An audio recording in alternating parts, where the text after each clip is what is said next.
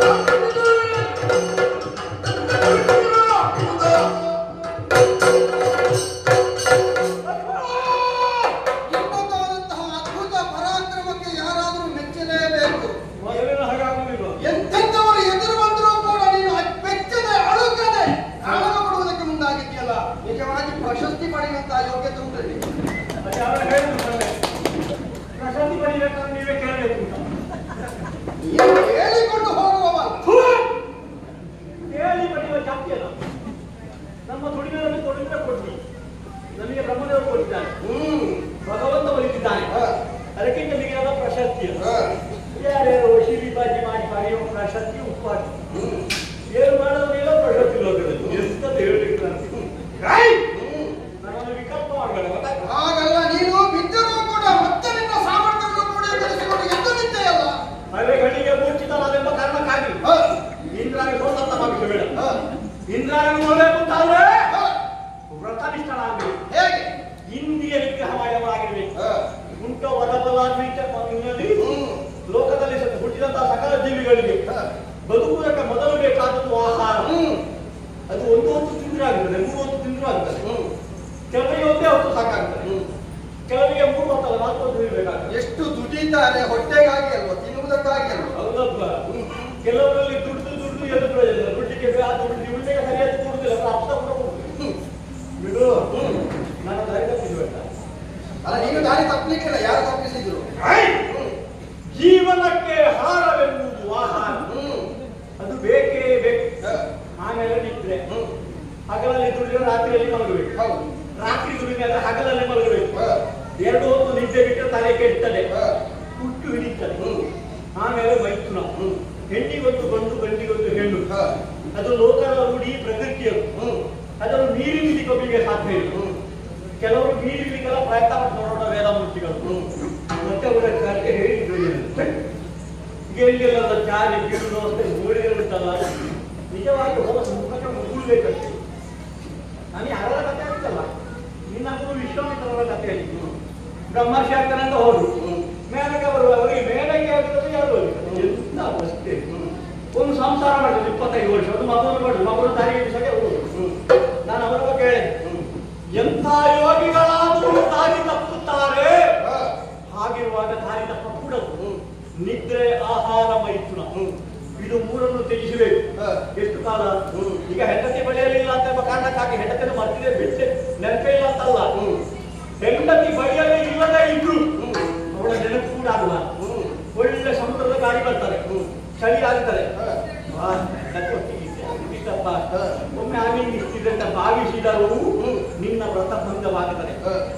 ಕಾಯ ವಾಚ ಮನಸ ತ್ರಿಕರಣ ಪೂರ್ವಕವಾಗಿ ನಿದ್ರೆ, ಆಹಾರ, ಮೈಥುನ ಎಂಬಂತಹ ಇಚ್ಛೆಗಳನ್ನು 1 ದಿವಸ ಅಲ್ಲ, 1 ತಿಂಗಳಲ್ಲ, 1 ವರ್ಷವಲ್ಲ, 12 ವರ್ಷಗಳವರೆಗೆ ಬಿಟ್ಟು ಆಚರಿಸಿದಂತಹ ಪುಣ್ಯ ಫಲವಿದ್ದರೆ